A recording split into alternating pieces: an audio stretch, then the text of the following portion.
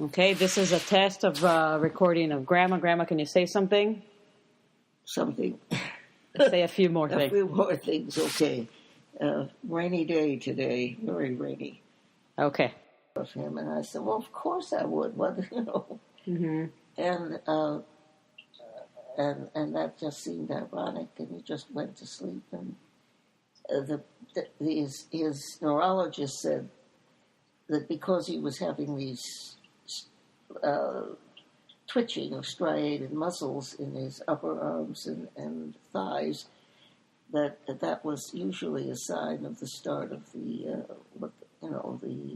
Lou Gehrig's disease. Oh. And he said, I've seen this. This is the third case I've seen, and they never lived more than, usually less than a week or less. It was 2 weeks for Tommy. Really? He was in the hospital with cardiac problems. And this is for people with Parkinson's specifically, or not even related? No, I don't think it had anything to do with the Parkinson's. Interesting. Wow. So it was, very interesting. But in a way, I could say he would have hated to have lived on the way you have to with that. I mean, on all sorts of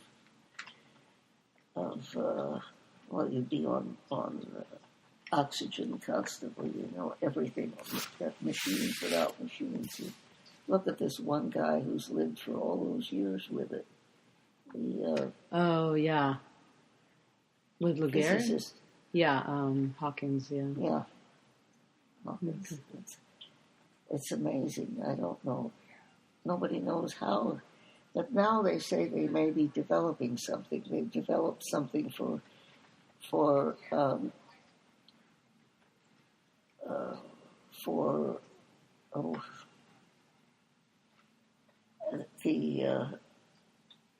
macular degeneration. I mean, they do have the. I know 2 people who are getting injections for it. For the wet form, yes. And it's really miraculous, because Mother had it, and of course my mother was in dementia anyway. Oh, she had macular degeneration as well? Oh yeah, she couldn't. Oh. She was legally blind. But was it cataract or macular degeneration? No, not cataract, macular degeneration. And she had the cataracts. I mean, of course, I've had cataracts. Everyone has cataracts if they live long enough. Yeah, well, some develop them younger, because there have been some young people who had it when I was young. Yeah. There wasn't much they could do about it. Well, they did do surgery, but it was quite different. We had Will's Eye in Philadelphia. Oh, yeah, that's true. That's a big so place. that's where you went. Yeah. For that sort of thing. We occasionally had some cases, but it was so different. So let me introduce. We're meeting today with Grandma Betty. It is November 17th, 2015. We just had a bunch of questions. We'd like you to kind of tell us about your past, about different things that happened. And I gave you the questions a few days ago so you can think of some stories and answers. So we'll kind of follow this in order. Okay, we'll go in order. And so the first question for you, Grandma, can you tell me a bit about some of your first memories? Some of my first memories go back to the fact that as a young child, I was afraid of the dark, and my mother told me all sorts of stories about her early life to keep me peaceful till I'd fall asleep. And I had spells of throwing up. Oh my! No, they didn't know. They X-rayed, but in those days, X-rays were really not very good. Mm-hmm. So what I had was a hiatal hernia. You did? Yeah, wow. I still have it, but it doesn't bother me. Interesting. So it took years before they found out what it was. Wow. But so I was considered delicate. the things that I do remember, some of the very early things, is that Mother was very, very forward thinking, and although girls dressed in those days with button shoes, almost everybody had button shoes, and all sorts of things which were difficult for me to manage. And Mother had us wearing overalls, which was very unusual in those days. Mm-hmm. And shoes, well, summer was easier. You wore sandals. But in the winter, it was high-button shoes, and it was murder. We had instruments to help button the shoes. Interesting. And and I tended also, unfortunately, to wet the bed, so that was created another problem. However, eventually that stopped, and but I was skinny, and these probably also because of these spells that they as they called them. And I also almost died with whooping cough. Wow. Because when I had caught it from my sister, who was 3.5 years older and in school, and she brought it home, and Mother took me to stay with the Browns, who were actually longtime friends. Actually, there were no children there, and of course, it was too late. I came down with a whooping cough and that was a cause of a lot of deaths in those days. How old were you? I must have been about 3, 4. Okay. And when I recovered, well, I did survive, but naturally, I caught the whooping cough. I was well exposed before, and they didn't realize that. Mm. And my shoes fell off my feet because I was so thin. Wow. So it was, yes, so that I do remember. And I remember some pleasant episodes and a dog. I had a dog named Major, and he was very large and very nice dog. He protected me. Nobody could spank me at all. Mm-hmm. And unfortunately, one day he needed training. And my parents liked dogs. It's not that they didn't like dogs, but he dragged me around the yard, which wasn't too difficult, by the sweater, and every button on the sweater came off. And the dog went somewhere else. Oh, how old were you when he did that? I might have been 4, somewhere. It was after the whooping cough, I believe. Okay. And I do remember one thing I've never forgotten is a little boy around the corner who lived a block away came down and started hitting me on. I was riding a tricycle, hitting me on the head with a stick. Oh. And it was a case of anti-Semitism. I mean, and of course, I think the father must have been a bully type person. All I know is that he came back the next day, and he shouldn't have, because Mother told him not to come back. However, the first time my father took the boy, was home, took the boy around the corner, and apparently from what my mother told me, told the young man, the father, this doesn't come from the child. So I suggest you take off your jacket and come out, and we'll settle this with our fists. Whoa. And that wasn't what he was expecting to hear. So he apologized, but the boy was back the next day.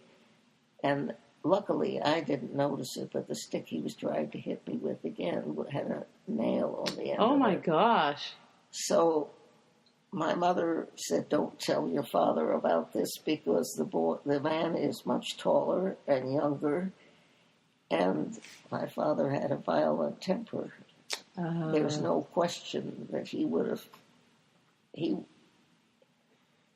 what he would have done. I mean, he would have been more than anxious to use his fists. So did your mom find the kid?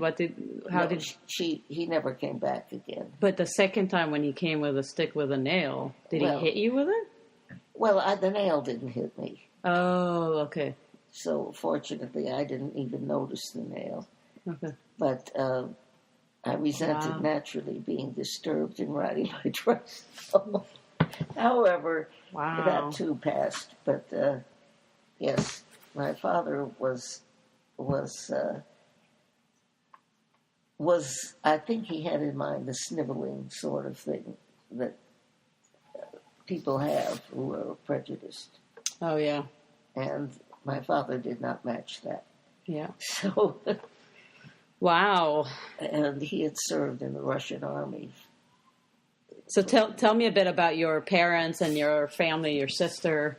Well, my sister is 3.5 years older. She had the talents I did not. She was talented in music and in art. And I never claimed to have any talent there. So some of the things I remember from school, in second grade, the teacher asked me to stop singing and then commented on how much better it sounded. My youngest aunt was a mother's sister, was a musician, and she taught piano. And she was ready to go to school, and really, this was really not the way to treat a child. And so mother said, no, that'll only make things worse. So she gave me music lessons and said, this is how you learn. At 7, you're not really supposed to be able to do too much. And she taught me nursery rhymes to play on the piano and sing with it.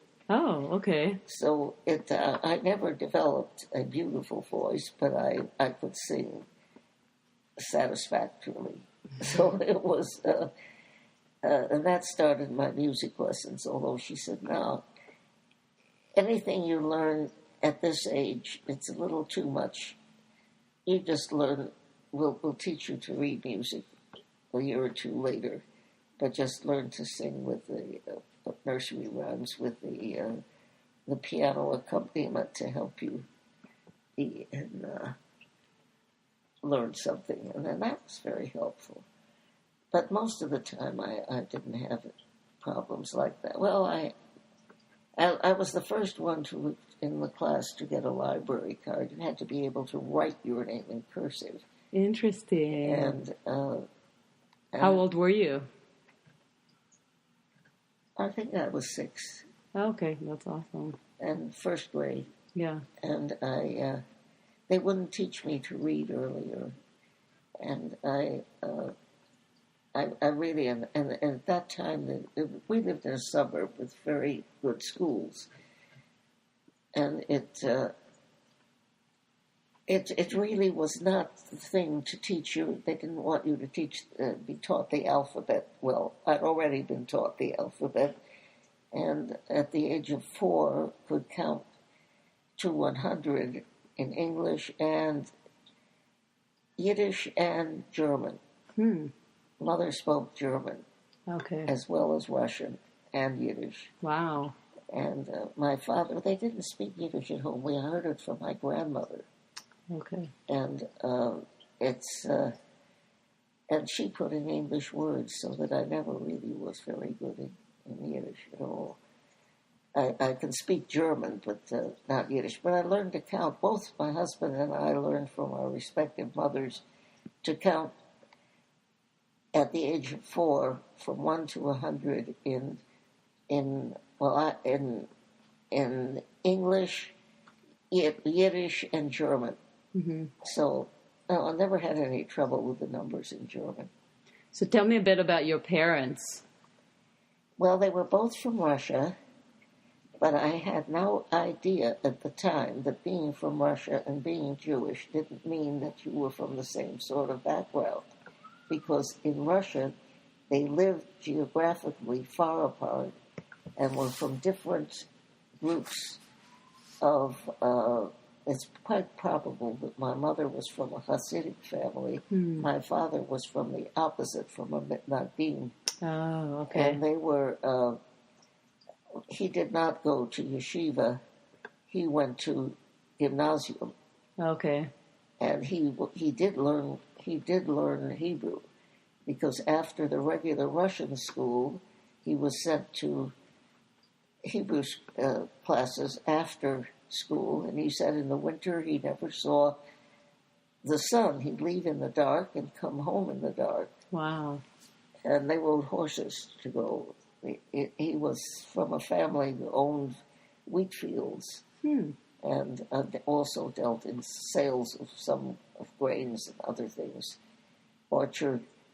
He was his father was a landowner and has been in the family for as long as anyone could remember. Oh, wow. That's pretty unusual, right? Yes, it is. And so he was quite curious, but we never did find out just how this happened. He wasn't from a German background. He didn't speak German. My mother wasn't from a German background either, but there were no girls' schools in the town. At that time, Russia was 95% illiterate. Wow. And the Jewish population, very few were illiterate. And there was no school for girls, so they had to hire a tutor. And my mother and grandmother said, what the tutor knew, you knew. That's why the tutor knew German. That's how she learned German.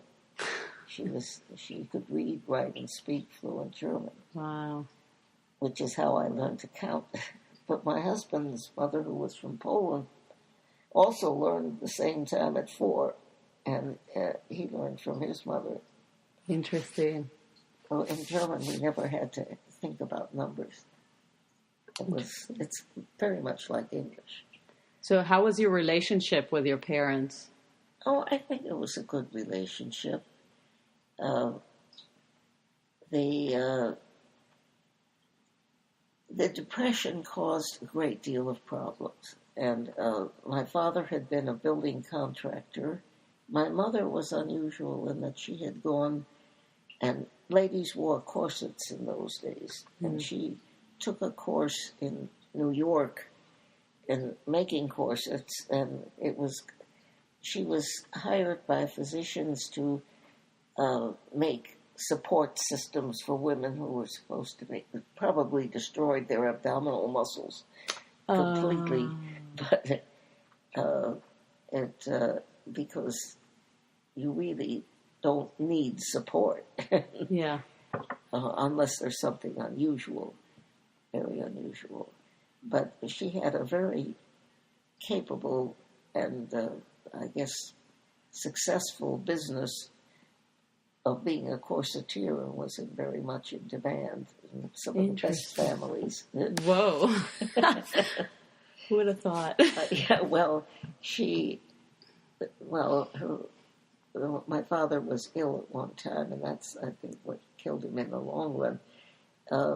Something with some sort of bladder difficulty, and they put liquid in to visualize it, to x-ray it, and it burned, caused damage.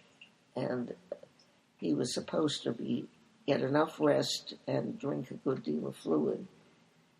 And when we had a store later on, I mean, he worked too many hours and did too much, and he died of something went wrong with the bladder, and I'm sure he probably died of peritonitis. And they were just starting doing research, or they were doing research on sulfanilamide at the time. But there was no such things. And even today, you can die of peritonitis if it's not treated properly, and if it's too far, depending on the patient's situation. However, that is, I was quite interested in science, so I yeah, I was the only one who knew much of the family's history because I asked questions. So can you tell me some of it Well, or all of it? I wanted to know what my grandfather, my father's father, died of sunstroke. He had this farm, acres of wheat, and an orchard. My father in the summer was in charge of the orchard because he had some trees had come and they were not small trees to be planted, and they just came in bad condition. Mm-hmm. But my father read things, and he had read that you put them in the dark and give them water, and most of them survived. So his father said, "You're doing better than the person who's in charge. You're in charge." Mm. So from then on until he left home, he was running the orchard. Interesting. And it was, he was also very good at the art ability, I think, came from my father. When I was ill with these upset stomachs, he could draw comics. He was very gifted in that and also in wood carving. Interesting. So and they were both, everybody, the father had his father had a musician living in the home, and everybody learned the violin. And he had board and room for the musician, but later he learned to play the flute. Music was part of the family. Mother took piano lessons in America, and of course she had left Russia as a teenager. She was trying to prepare for the gymnasium. Because she wanted to be a midwife. Anyway, not nurse necessarily, a midwife. And she was deficient in math and Latin, I think, that she needed. And she was working for a cousin, helping with the children in the household in Tiflis, and a totally different region. And told me things about it, but the husband had developed tuberculosis. The mother had just had a baby, and wasn't in condition to travel. And some miracle was going to happen by going to Vienna to the German doctors. They were considered the best. So they sent my mother on the woman's passport to Vienna. Mother was about 18 years old. Wow. As the wife of this man, who was, of course, much older, yeah. and he was so far gone that people on the train helped her with him, and he arrived, went to the hospital, and 2 days later was dead. Wow. So I don't know what happened to him. I never heard that. I mean, whether he was buried there or shipped back or what. But in the meantime, Mother spent 3 months in Vienna because she couldn't come back because the woman was there she was obviously not the lady who was represented on the passport. So they arranged to get her to America, where an uncle already was in Cleveland, and that's how Mother came to America. Did she use that woman's passport to get to the U.S., or? I think so. Interesting. At any rate, luckily, the records from her entry, she didn't come in through Ellis Island, so I'm not quite sure what happened, but they were destroyed by fire. So she was able to become a citizen. Oh, interesting. Eventually, and of course she didn't know any English, so that was she said she spoke German the first year because who spoke Russian? Yeah. And there were a lot of people who spoke German. And till she learned English. Her English was never as good, although she could read and write. But if it was something had to be written, usually for school, we usually wrote it. Interesting. And as I say, she was fluent in reading and writing Yiddish, Russian, and German. And she could write English, but it was never like my father's. So he was better. He learned English better. He had a much better education because of going to the gymnasium. You have to be good. Yeah. And he had a different sort. He left the Russian army. Many did. Okay, so you started to tell me about Grandpa, your father being in the Russian army. Well, he was in the Russian army, which was normal, but people frequently, he wasn't going to cut off a finger to he used his hands, and you had to do something really bad. He said he put something that was supposed to do something not too damaging to his skin and the back of his legs, but it didn't do anything particular. So he was trying to get out of the army? Out of the army, because some people, one great uncle of mine was in the, I guess, a very good horseman and was in a special unit in the army, but there were dangers because they frequently used means to try to convert Jews. Like what? Like torture, or? Yeah, something like that. Wow. I'm not sure just what, he didn't specify. But anyway, you couldn't be, normally you couldn't be an officer. I don't know how Uncle Shlomo Abe was in some sort of guard sort of thing, and he must have been a very good horseman and probably a very good-looking young man. Okay. So my father was not a bad-looking young man, but I never heard of him being, especially, of course he rode a horse, he rode it to school every day and back. But the thing that happened was that he served there was nobody, none of the peasants could read or write. So until they taught a peasant to read and write, to be the secretary of whatever unit he was in, he was the secretary.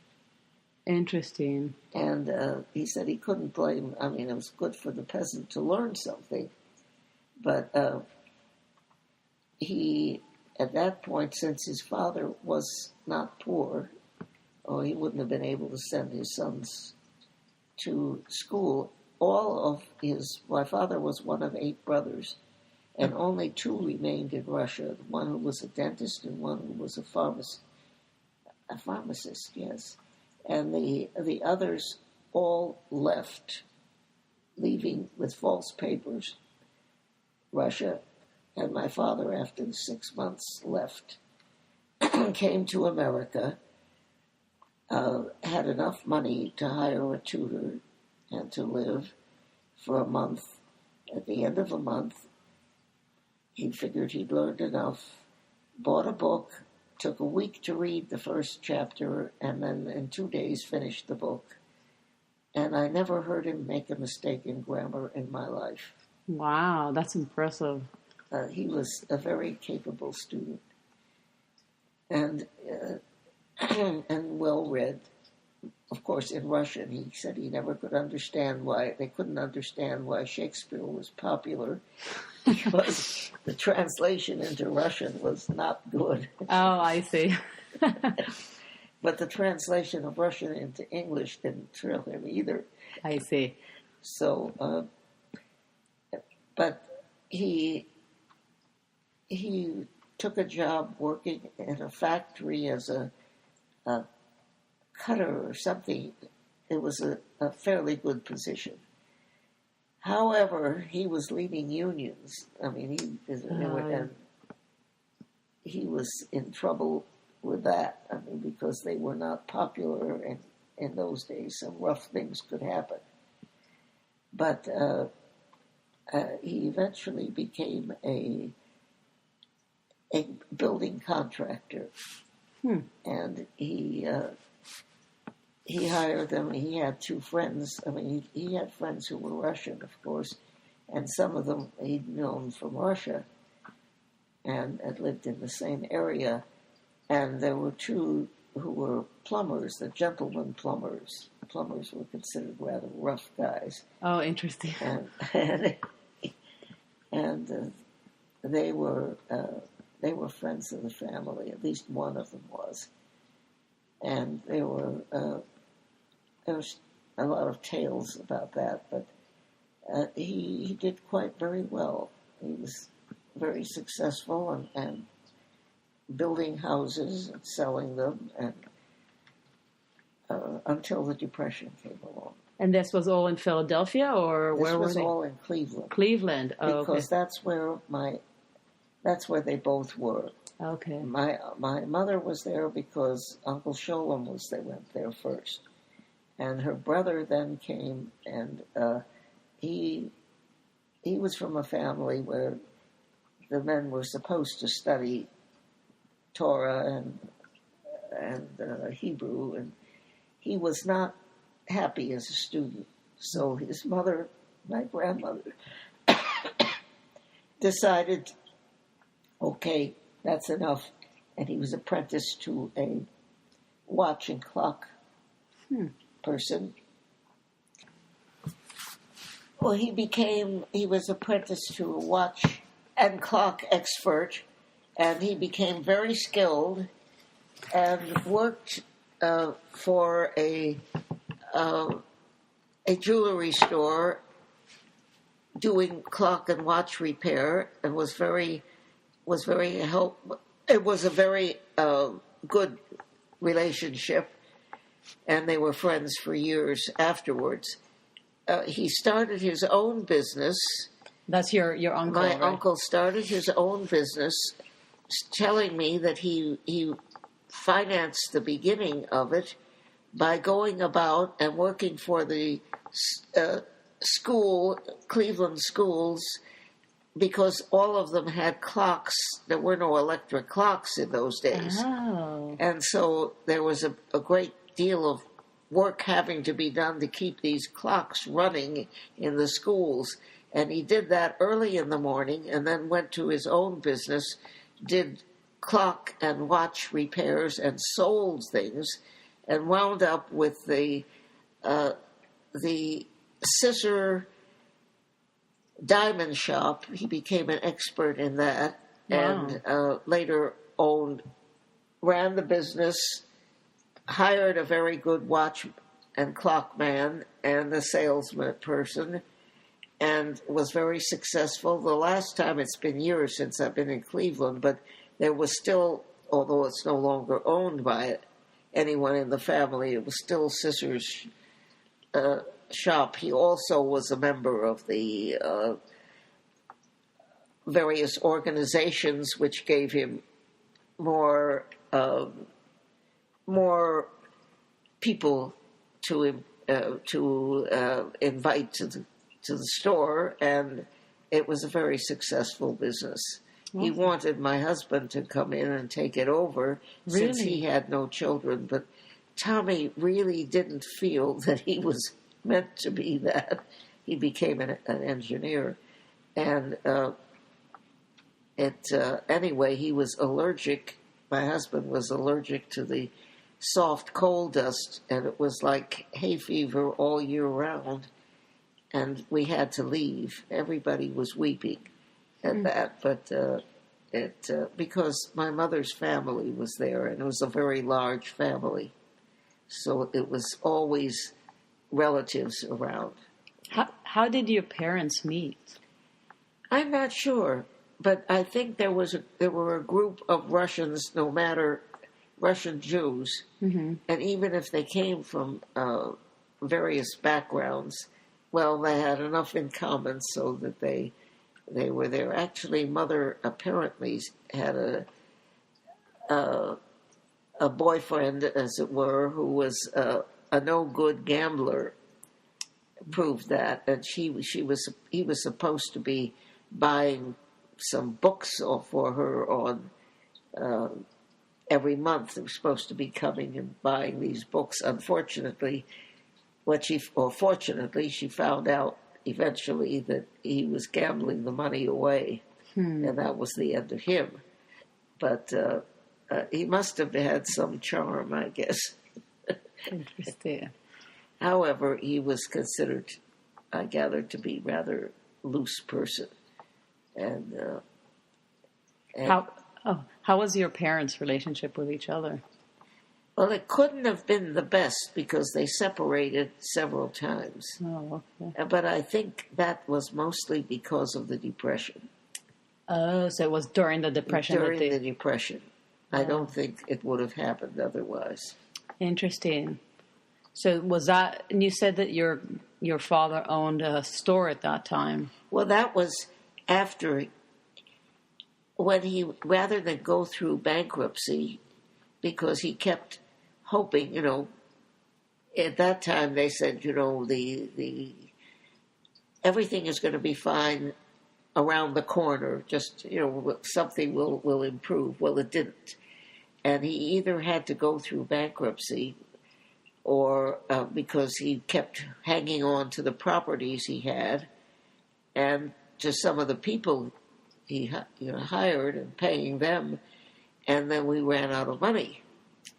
And so it was very difficult. He had two brothers in Philadelphia, and that's how we moved to Philadelphia.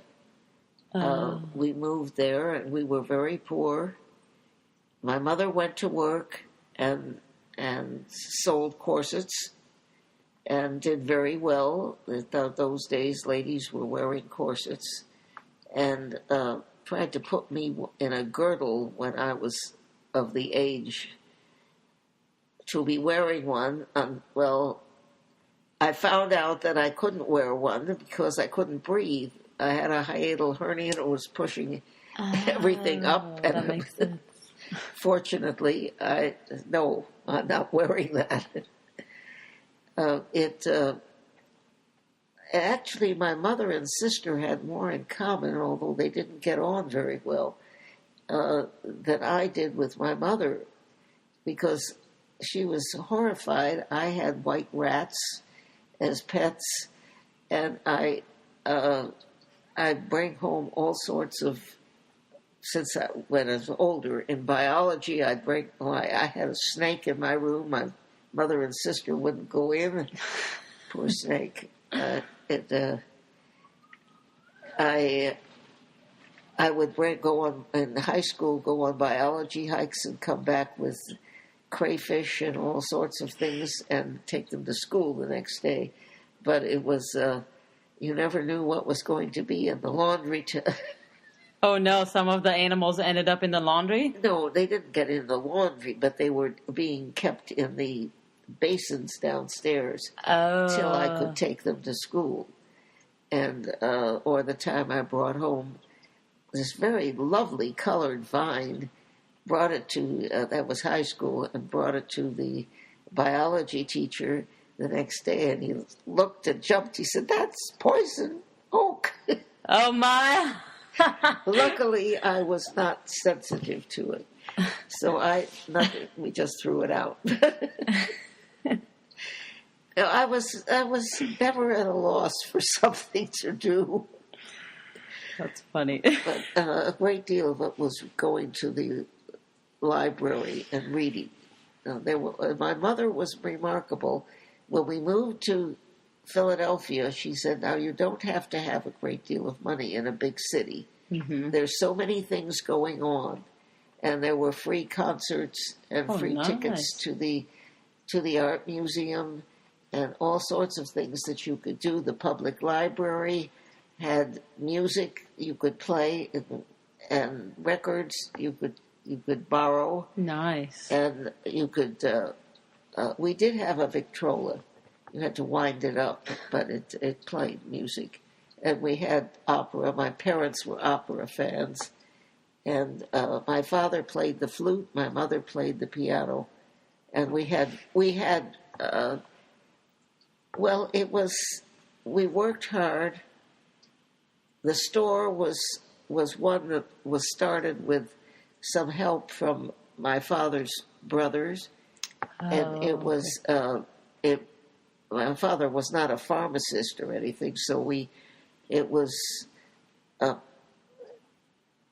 a soda fountain and sandwich board, and everybody had to work because otherwise you couldn't afford to hire too many people. You hired people, you had to. And they served breakfast and lunch. Mm. And if anybody was absent, if somebody was sick, guess who? We had to fill in.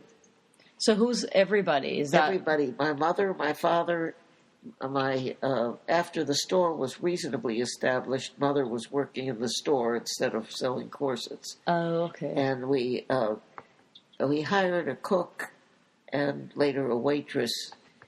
This all developed slowly, but somebody had to be there to do some deliveries because people did not have. We still had ice delivered. Oh, and wow. Some people did start having refrigerators. We eventually did, but later. And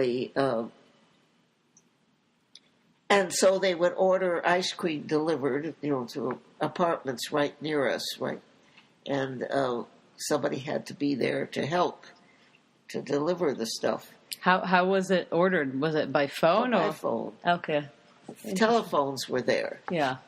So it was, we had that, and we had built up, it was, because of that, my father was good at making coffee, with urns, that sort of thing had to be done. People came in for mostly lunch. I don't remember much in the way. Well, they could have sweets and things and coffee and tea for breakfast. But no cereal was made. Yeah. And then but lunch was the big thing. And I wasn't the best waitress. I could never handle trays. I'm sure everything would have fallen. But I could do sandwiches. I could handle the sandwich board, the cash register, and the soda fountain. Okay. So I did develop some skills, and at the hospital, in nursing school, it was totally different than today's nurses training. You did work in a session in the diet kitchen, and we had a patient to follow. Unfortunately, one of the ones I had was going downhill with diabetes and wasn't eating particularly. But somebody wanted a double-decker sandwich. I could do it. I was experienced. But it was we did have an education that was very different from what they have today. They don't work in the operating room anymore. The nursing, you mean? The nurses, they just observe. Okay. Well, you don't learn very much that way. Can you tell me how you met Grandpa? Oh, yes. Well, I had a high school boyfriend, but he was...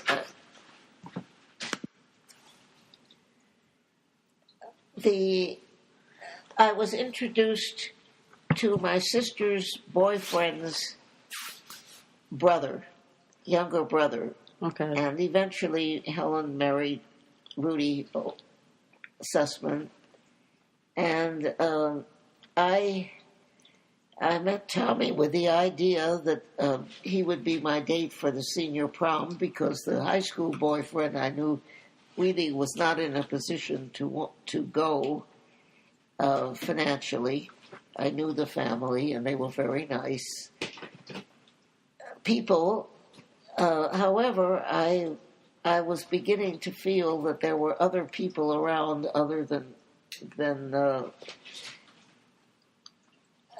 he. And at 15, I thought he was great. By the time I was 16 and 17, I was beginning to feel that we were parting interests, and his interest in science was abating. Okay. He eventually became a professor of linguistics. I met Tommy on a date in the fall, and he was my date for the senior prom. He claimed to have fallen in love with me on our first date later. And there were other young men. I mean, so I had no intention yet. After my parents separating several times, I figured there was no point in thinking about getting married. Mm-hmm. I was thinking of a career. I could paddle my own canoe, sort of thing. I really wasn't very good at a canoe, but I could. I had no intention of looking in that direction at that time. Mm-hmm. And so I did continue seeing Tommy, but also Herb at the same time. And there was another young man. Wow, Grandma. Checking all the options out. And there were others. So I never had less than two young men around who were what we used to quaintly call serious intentions. So it was... and I wasn't the party type, so I don't quite know why. I guess one young man who was very, very attractive had said anyone could tell just by looking at you that you're a Puritan. And I guess Puritans must have been popular at the time.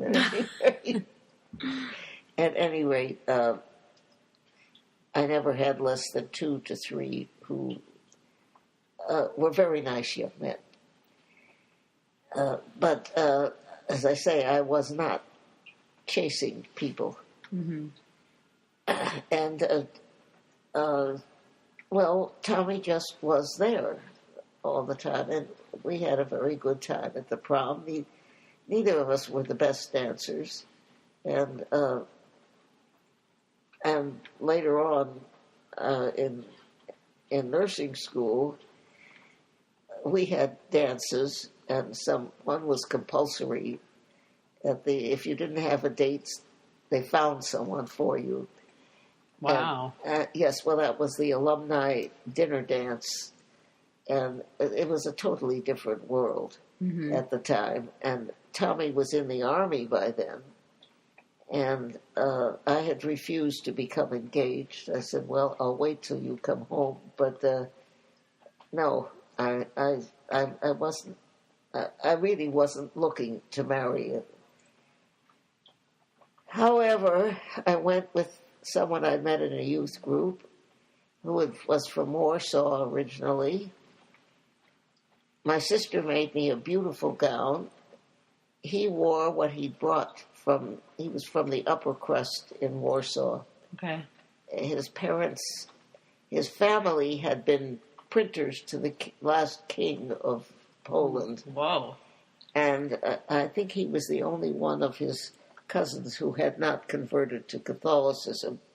They wanted him to and join the order because he was very bright. And he wore his full dress suit. We made quite a pair. And he was an excellent dancer. So I wasn't the best, but with George, I could do anything. And we had, yes.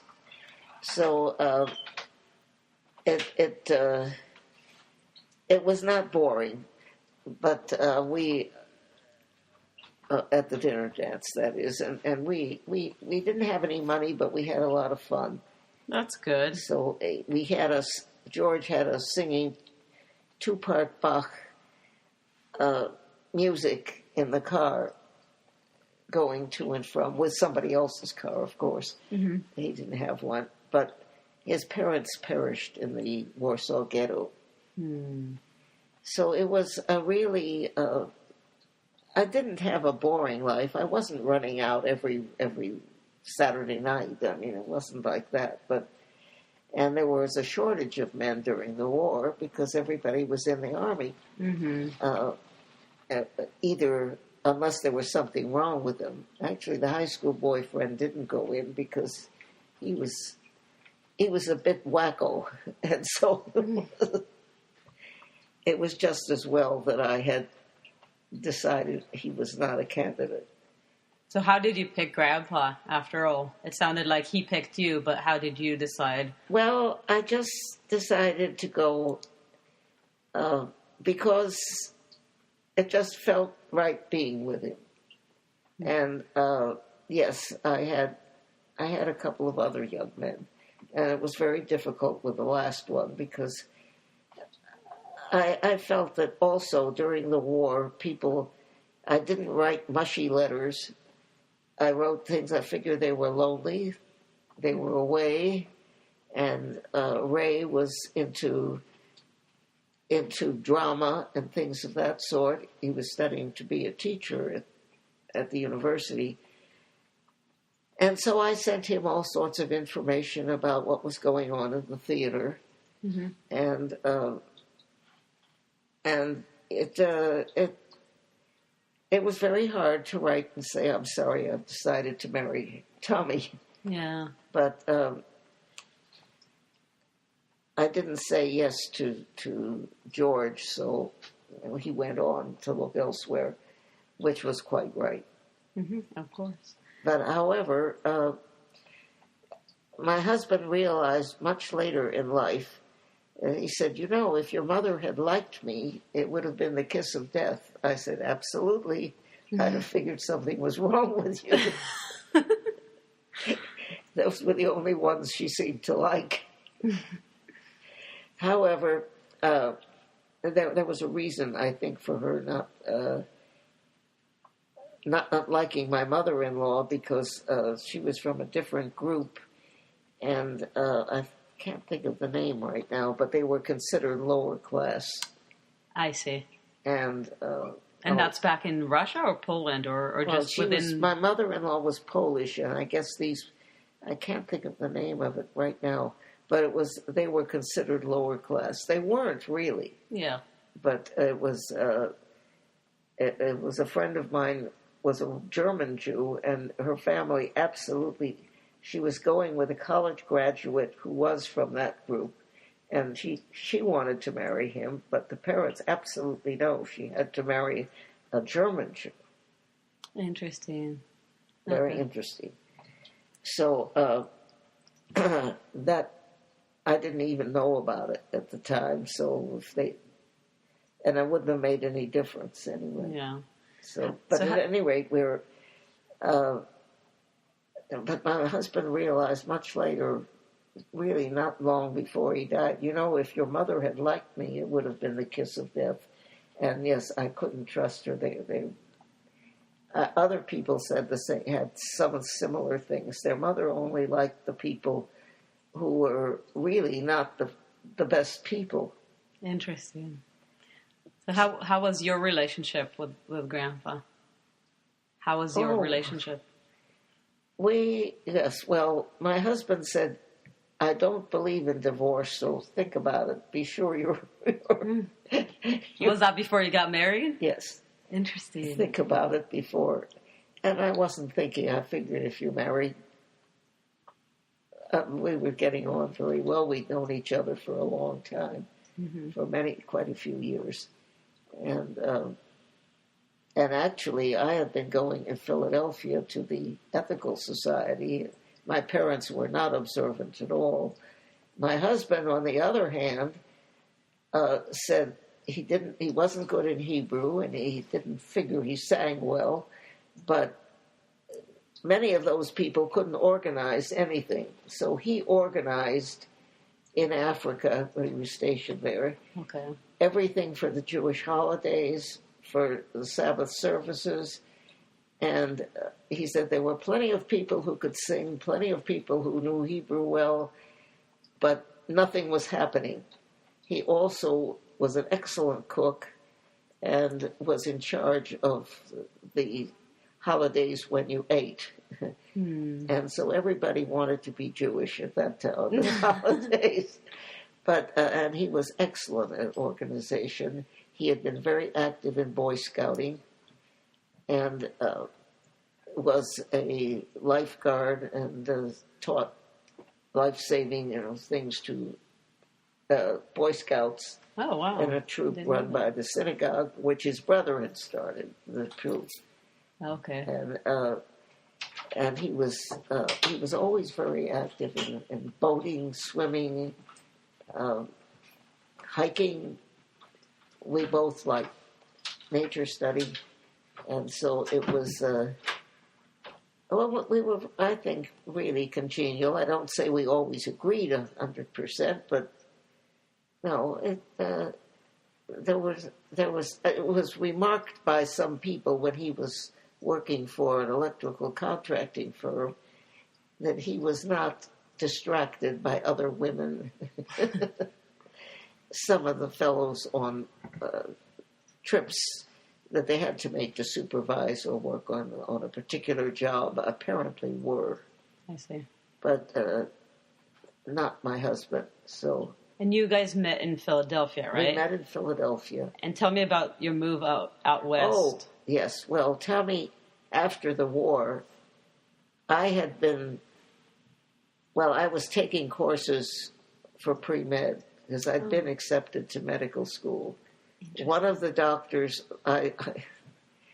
pediatrician, I treated post-operative for him for the after a nasal resection of some sort, and speaking with him while putting on cold compresses. He went to the office, checked my records, and then spoke with me and said he was thinking eventually of retiring, believed in women in medicine, and suggested that I send in my records, high school records, to the school where he was teaching pediatrics. So I did, and they checked everything, and he had checked my records, and they were not low. So I was, as I say, I was taking college classes and working. But heading for pre-med. But when my husband returned from the Army, of course we weren't married at the time, I thought he'd spent 4.5 years doing what he didn't really like to do, and it seemed he volunteered to go to work and put me through. But he didn't really have any special training. He had taken a course in bookkeeping for his family store, but his parents didn't keep records, and they said it was all going to be different, and he was to stay in the business. Slipcover, upholstery, awnings, things of that sort. Well, they didn't change at all, and he said if he stayed any longer there, he was going to have ulcers. Okay. Because he couldn't stand it anymore. Well, I couldn't say stay and have ulcers, so he applied to colleges, and I said, well, I'll just stick with public health nursing because that's what the alternative, there were various alternatives I had. And he decided to go to Purdue in Indiana, not realizing that Purdue had the highest ragweed pollen count Indiana had the highest ragweed pollen count in the United States, and he was allergic to many things. Now, I knew he had allergies. He'd had a history of food sensitivities. Mm. And he did have hay fever, not as badly as it was in Indiana, though. Mm-hmm. And that was a bit of a shocker. Because I had a vial of the first year in the fall, I had a vial of adrenaline ready and the syringe ready. He was sleeping, popped up in bed, or trying to sleep, popped up in bed, and it was not a good thing. Yeah. So I don't have any allergies. He was allergic to dust as well, and but this was much worse. Unfortunately,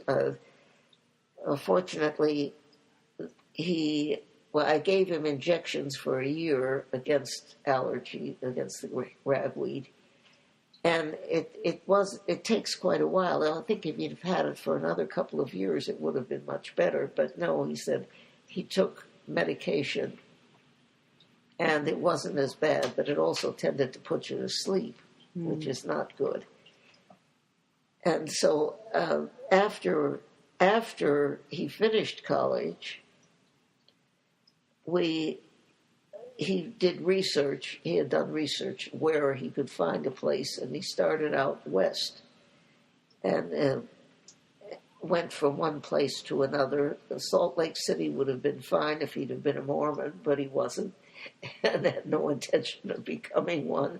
So, as he said, it was the only place where a Jew was a Gentile. So he came out to Spokane, found a job there, and we moved to Spokane. And we spent a pleasant year. We found he found a place to rent, and then by that time we had Arlene, your mother, and she had allergies too. She was allergic to cow's milk, and she was having, I ran out of breast milk. She had we had 3 daughters who had great difficulties with, I can't think of the word, they were. Turn it off for a bit. She had colic, and I ran out. She wasn't gaining. I think we bought a scale because I was accustomed to the nursing end of it, and complaining that there was no one coming on duty to relieve me. But it turned out that she was allergic to cow's milk, but I think my husband had been also.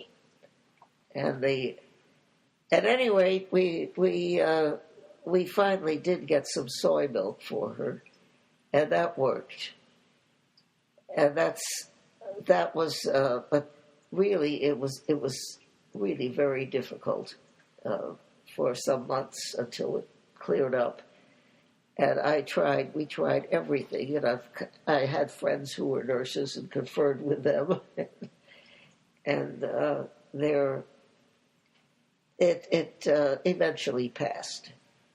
The only one who didn't have colic was Nancy, the second daughter. The rest all had. No, I don't think Marion wasn't too bad. Marion was better. I think we felt she realized we'd reached the end of the road. Enough was enough. But yes, it passed. And Arlene was very thin. She would like to eat radishes, but not the puddings and things that I was trying to fatten her up with. I worried about her. You could count every rib. However, Marion was also thin but wiry, and I realized this is the nature of the child, and that's the way it is. We're not going to. I had to persuade my husband that you do not try to force a kid to eat. Mm-hmm. If they're hungry, they'll eat, and it we actually, I think the thing you could say about our relationship was that as a family was at the funeral, Tommy's funeral, Marion said it was just fun being with him. Mm-hmm. He was, before his last year or two with the Parkinson's, it really was. We sang songs, we went camping, we went hiking, we had our own lifeguard with us, and he could always think of something to do and tell stories and sing songs, never mind if we sang well or not. It was really, there were periods, of course, and of course he did become upset with me sometimes, because when I was in nursing school, a friend who is still living had said, well, you're going into the operating room. You have to learn to let off steam. So she proceeded to teach me to swear. Unfortunately, at the wrong times, I could come up with words I didn't intend to say. And it disturbed my husband. It didn't disturb him if he swore, of course. But it wasn't a source of argument, really. It was possibly a bit of a shock. And that friend, by the way, is a year older than I am. Doesn't take so much as a vitamin pill. Wow. And served my sister and me lunch that was definitely shocking to my sister because it was quite rich and very tasty. And we had been friends since high school, so it's amazing that there's still somebody left. Yeah, that is at your age, yeah. And no, I've never had a problem with not having friends. It's you have a special skill in making them everywhere, Grandma. well, I guess so. I mean, I've noticed in going through, but I've only gone through a small portion of the snapshots, which many of them have to be thrown out because I don't know who they are, or they're not very good. Mm-hmm. But I seem to be smiling all the time, so that's a good sign. And yes, and so it's not been a boring life, I can say that. And I make new friends as I go. I have two new ones from the. That's one thing where I'm going to have to be phoning people from the cardiac rehab. Oh, okay. And I can tell when someone has an accent. This one man, I said, "You're from England," and he said, "It's very plain. You can hear the accent." Yeah. I studied under an Englishman, and and if you teach language, you listen to language. Yeah. So it was. We chatted, and I said, "Oh," and he'd been in the Navy, and he had tattoos.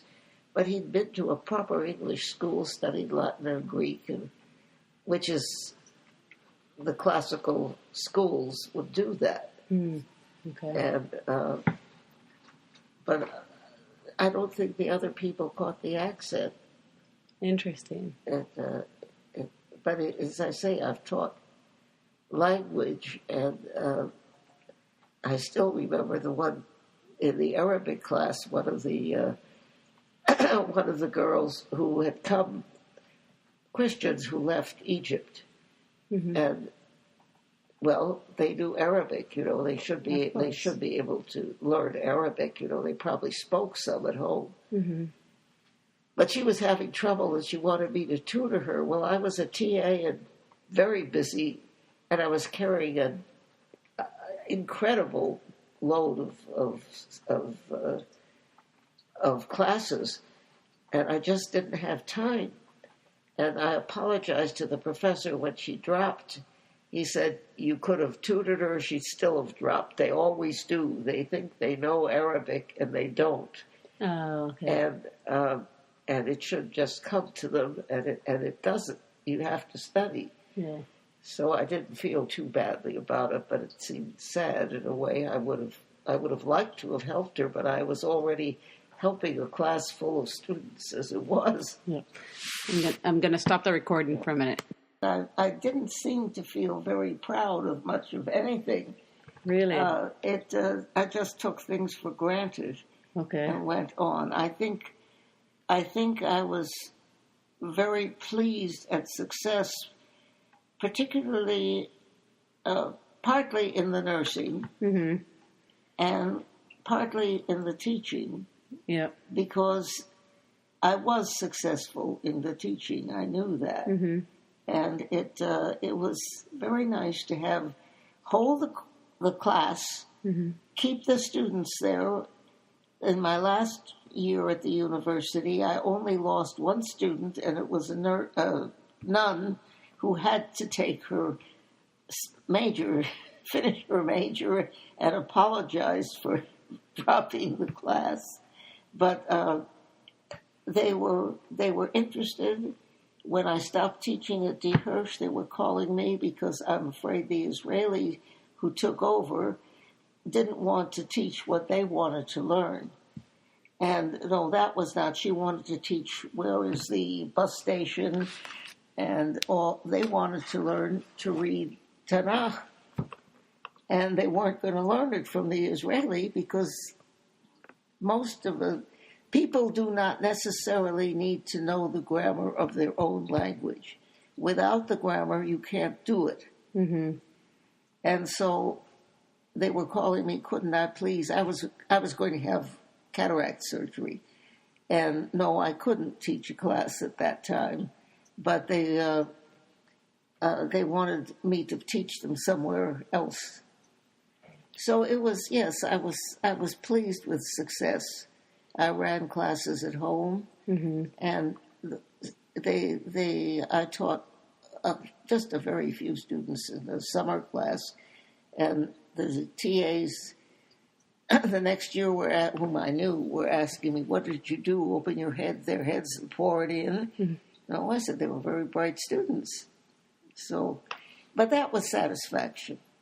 So just to kind of bring that up, so I asked you, what are you proudest most in life? And I didn't get that recorded, so I just wanted to put that. Yeah. And you said pretty much that you were kind of proud of being a great teacher and being a good nurse, it sounds like.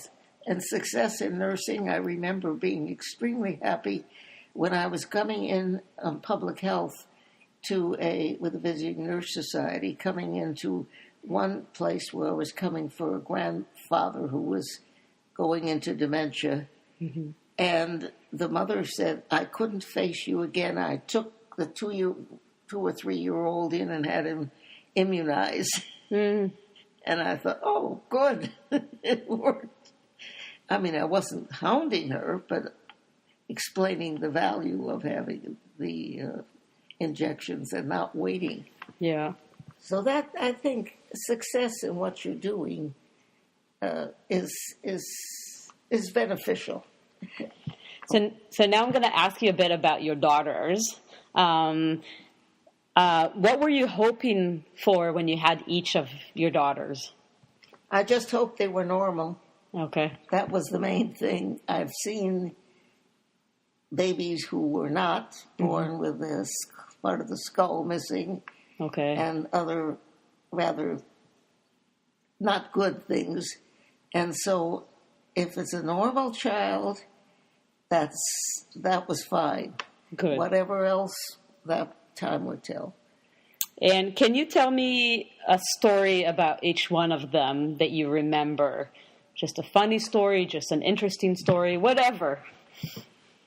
Well, I do remember one about Marion. I was rather late in coming in to visit kindergarten because Marion would tell interesting stories that she made up. I mean, that she had a bunch of imaginary friends. Okay. And imaginary animals. And she had all these imaginary, what were they, little dogs or something? I'm not sure, remember exactly. And then she was tired of them, so she pretended to eat them. Interesting. Okay. Marion was not boring. And the teacher said, well, we never know what she's going to say next. And I'm thinking, that's why I was so late in coming in to visit the class. Do you remember a specific story that she told them? I have no idea what she told them. Oh, okay. Nobody told me the stories. I knew that was going to happen, so it was. How about the other three? Well, I had said to my husband that just because we had no problem whatever with school, you can't expect that from the children. They may have problems. Mm-hmm. There's no guarantee. So, as it happened, I would say that Arlene and Nancy were excellent students. Trudy, it depended on what teacher you had. And Trudy, there were some teachers who were not as good as others. Mm-hmm. But basically, they all did quite well. So we were very fortunate because there were children who were dyslexic, but none of them were. Marion said she had problems because she was the one who would read Dog and God, Mm-hmm. Oh, but okay. No, they were all they were never problems at school. Okay. Sometimes there was one teacher who was a problem, but not the students. So can you think of any stories about the other three? If not, we can come back to it if you think of something. Just something unique to each one of the other threes. Well, Trudy had a problem with a teacher who was absolutely not good. Mm-hmm. And she was dull and boring. Mm-hmm. And she was known by my next door neighbor at the time thought she was a wonderful teacher. Okay. And so I was quite disappointed, but she was not. Okay. But she retired after that, which was fortunate because I was not going to have my younger daughter. Marion would not have sat quietly through the class. She would have disrupted it. Yeah. But fortunately, that was the only really bad teacher that we had. We were very fortunate because really the school had very good teachers, Mm-hmm. and I was active in the Parent-Teacher Association, and as I say, it was a very good thing for the most part. We didn't have any problems. So, Okay. So, if you think of another funny or fun story about any of them, let me know, okay? Not school, just something fun like what you said about Marion. Yes, well, I also remember Marion. We had a swing set that my husband built in the backyard, Mm-hmm. and she was pumping herself up, and I can see out from the kitchen window. Mm-hmm. It was right in the preview, and she swung with such strength that she went over the top. Oh my God. And she stayed on the swing? Yes. Wow. She must have loved that. Well, I think she was a little alarmed. But yes, you never knew what was going to happen. He also built a seesaw in the back, and and I think it broke. Well, that was because Tommy and another man were on it. It wasn't strong enough for them. I see. What are some of your hopes for yourself and for others? Well, hopes for me? Well, I hope I'm lucky enough to die quickly. Okay. Without pain. That would be very nice. However, I do not believe that I'm going to live to be 100. It's very unlikely. However, as they say, que sera, sera. There's nothing you can do about it. Yeah. However, at the moment, and for most of the time, I've been very fortunate. There have been some bad times, yes. There was a time when Nancy was in jail, and that was not a good time. I don't think anybody else ever landed in jail. So that's one teacher for social work in nursing. It said, if you can keep your kids out of jail, just consider yourself lucky. So I didn't really, since most of them, well, all four of them in their own way were very interested in learning, not necessarily the same thing. As it happened, they were all interested in music. Nancy to a lesser degree, but Trudy and Marion and Arlene were all musicians. Nancy studied piano, injured her finger, and really couldn't use the piano as physical therapy because it had to be corrected surgically and it was knotted up. So she could only play for 15 or 20 minutes at a time. Wow, okay. But it was, the doctor felt it was the best therapy for the hand. And it's fine. It worked out very well. But she never had the interest in music to the extent she sang in choral groups, but she was not interested in a professional state in music as they were. So and if people are interested in things, since drugs were a problem in school. They were back even back then? Yeah. Oh, yes, they were there. Arlene had said if she were interested in it, she could find drugs, but she wasn't interested in it. Interesting. If you're busy with other things, and she was in all city orchestra and the band and everything, and Nancy played, well, she started on the violin, but she had postural problems, and we went to piano. The piano could hold itself up. Yeah. And she just become really quite pleasant on the violin and gave it up. But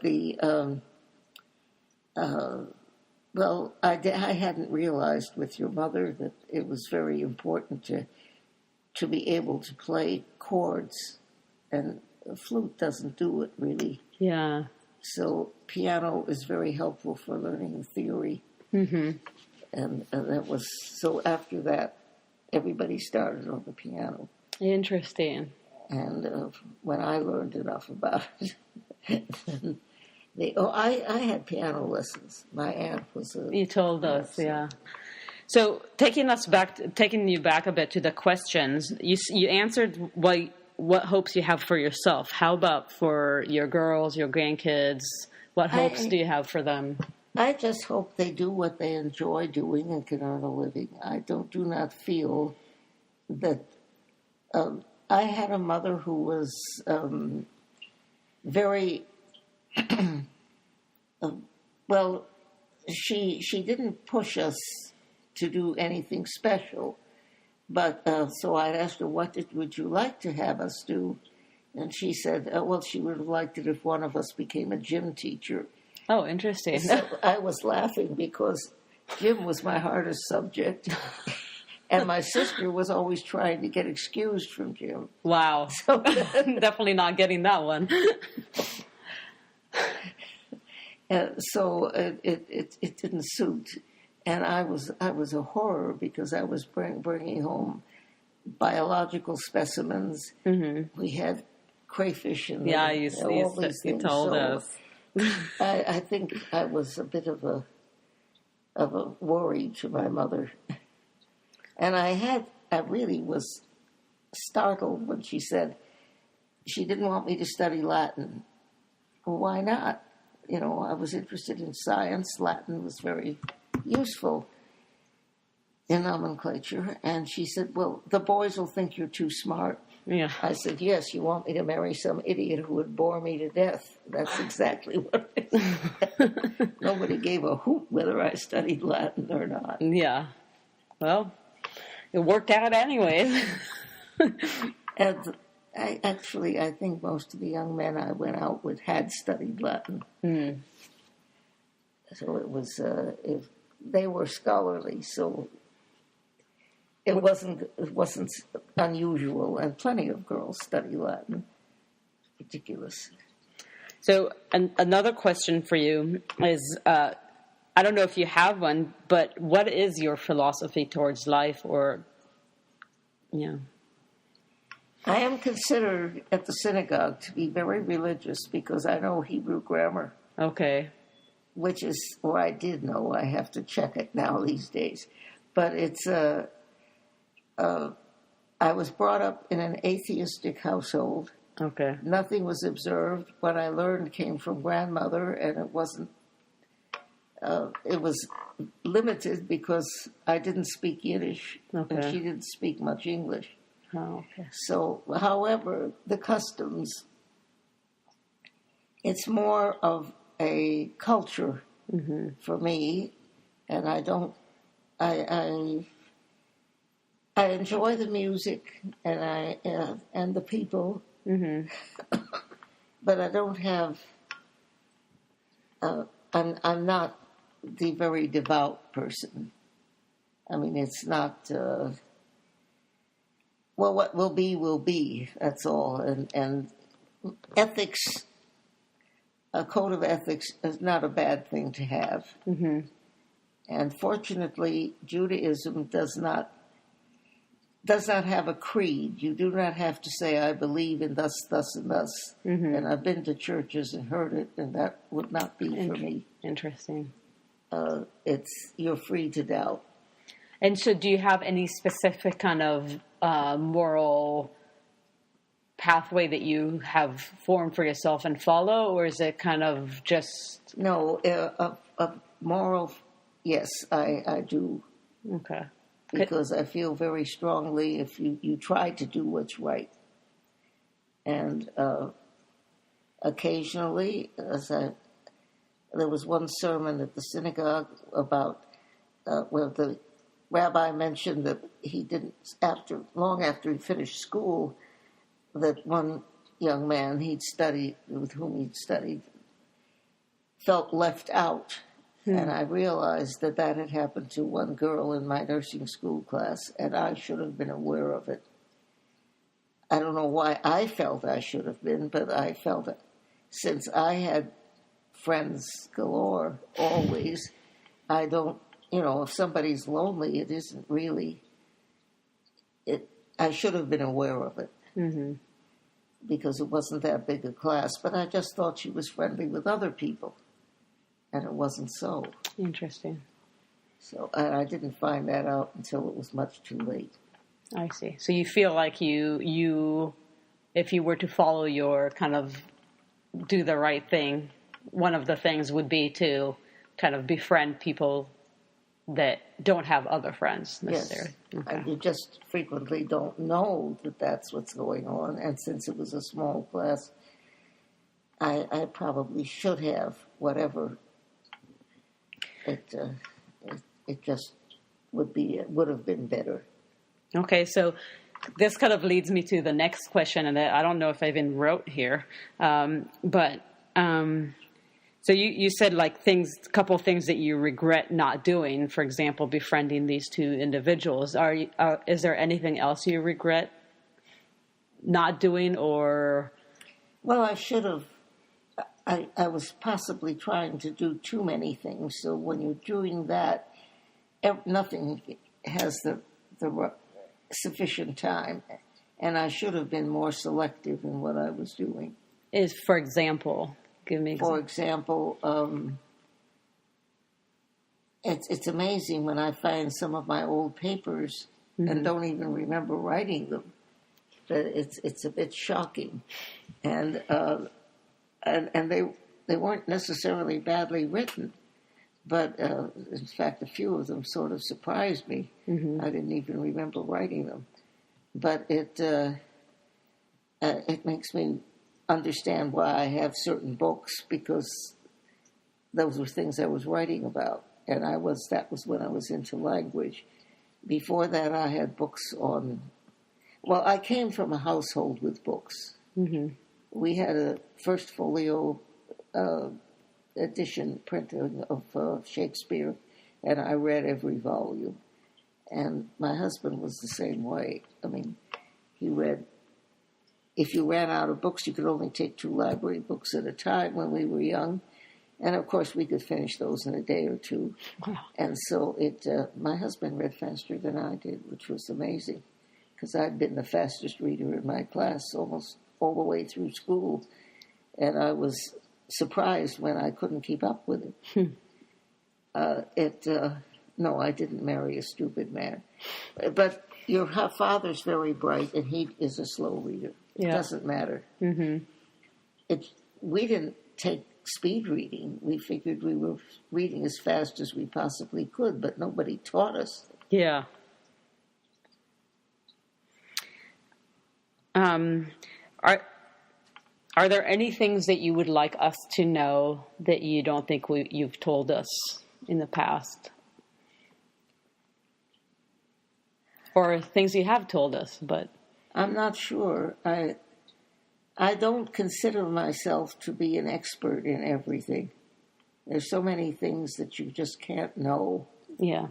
And I don't consider myself infallible either. So I'm not sure.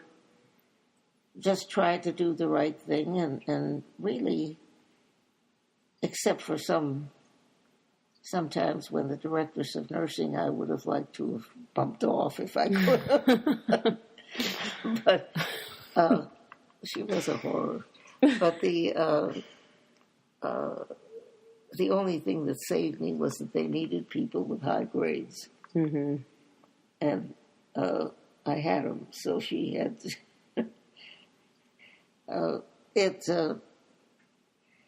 But it was, for the most part, it was a different world with a different set of rules.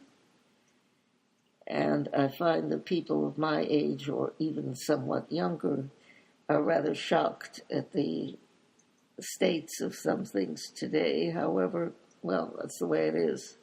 Like what? Oh, morals. Oh, okay. And it's a totally different world, and I find that from those who are younger than I, but we were together in school and socially. And, I'm thinking of Ingrid and David later. Okay. And, of course,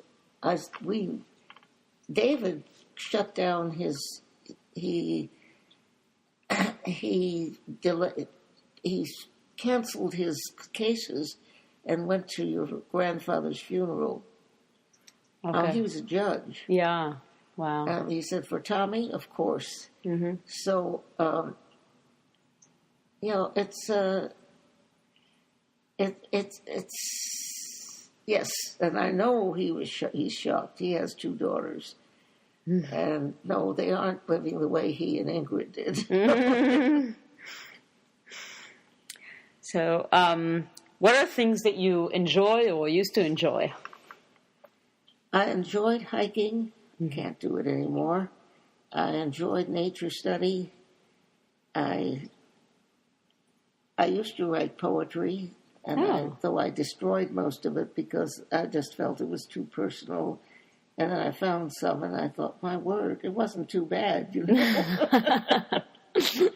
No, I wrote poetry, and I think the only thing there's one I found in a notebook I kept temporarily, but when I was in school, in nursing school, but I wrote an ode to Minerva for the yearbook. One of my classmates knew that I wrote poetry. Oh, okay. And so I was elected to write for the yearbook. And I found out that the artist doing the picture was one of Minerva, going to do a portrait of Minerva. Okay. And so I wrote Ode to Minerva. because I couldn't think of anything to write about. So, no, I that's one of the things that I had hoped to do, but I'm lazy. Writing is work. And I was a bit lazy. But I wrote more papers in grad school than I can possibly remember. And yes, my husband wrote very well. He couldn't write poetry. Okay. And neither could Nancy. Her French teacher really was very partial, and if you could write good poetry in French, and I pointed out to her once in a teachers' meeting, some people just don't write poetry. It didn't matter what language. And because Nancy was a good student in French, very good, and it wasn't appreciated. Some teachers do play favorites. Yeah. And but when she gave a speed reading test in French, guess who was the fastest reader? Nancy. And she was good in French. But it's, my husband was not good in languages. Yeah. So it was not, but everybody else did well in language. Yeah. Because your mother's fluent in Spanish. Or Yeah, was, she and probably still is. And Nancy was okay in, thank you, in French. I don't know if she did any other language. What do I have? That's it, gone. Hair. Food? Hair. Oh. And I'm shedding.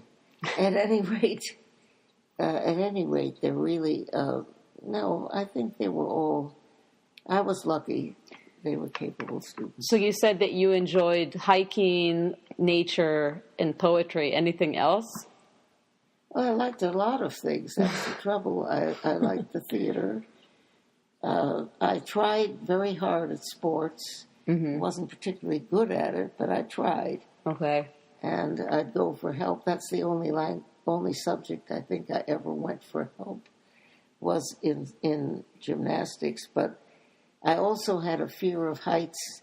I'd climb the rope, and the teacher said, "Don't look down, don't look down. Come down right now." And when I started to look down. So I didn't have a talent in that, but I struggled. Yeah. And but as I say, I wasn't a very good swimmer, but I did learn to swim, and it's.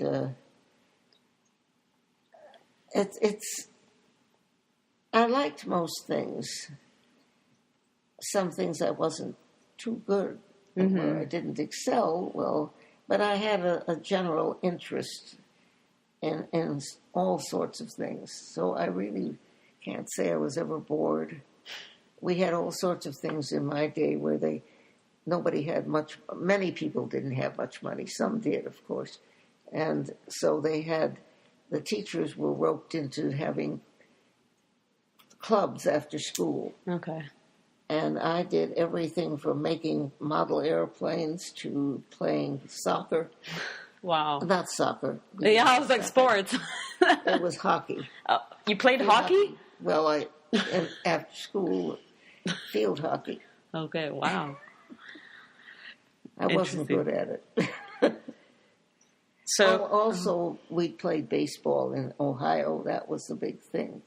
So, yes, there were. It really. I had a fair amount of fun. I was never that interested in clothing, and I'd make a list. My mother and sister were, and of what I needed, and I never bought all of it because I didn't like shopping that much. You had to have some clothes, so I had the necessary clothes, and due to my mother and sister, I usually looked fairly well dressed. So they would help you shop? Well, my sister made some clothes for me. She did. She was very skilled. I did the hand finishing, With my mother, if one thread showed on the other side, you ripped it out and did it again. Wow. Perfectionist. Yes. Yeah. Yes. But then she was in the day when there was a great deal. Oh, we had sewing machine. Yes, no problem. But hand finishing must be done properly. I need to learn from you then. I have a question that you may have an answer, may not, but just who inspired or inspires you and why?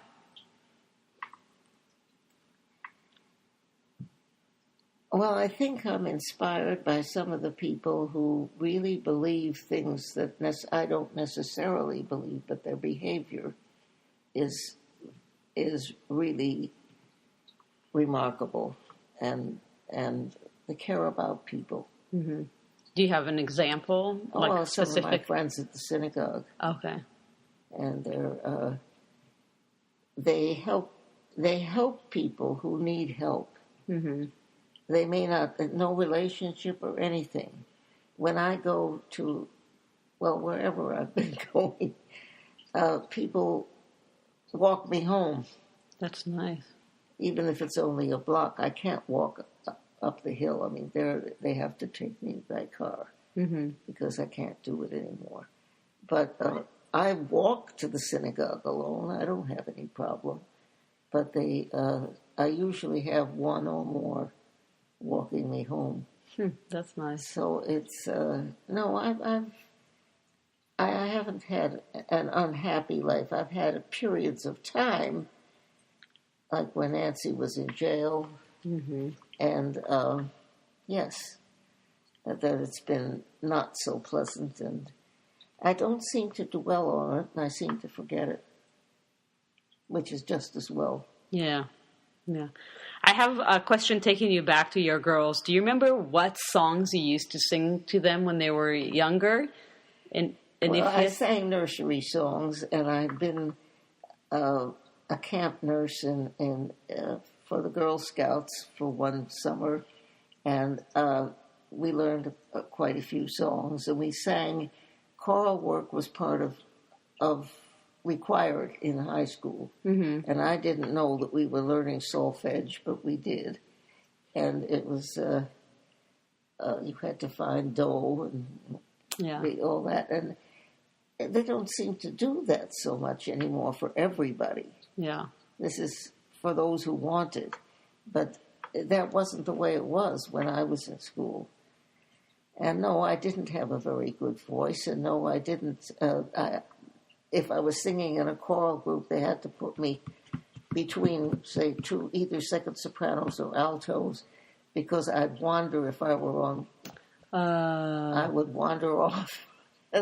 Can you? Would you mind singing one of the songs you used to sing to your girls, just for the recording? It doesn't need to be perfect, Grandma. No. Well, I remember one my grandmother used to sing to me, but it wasn't in English. But can you sing that? I'm not sure. Unter ein klein.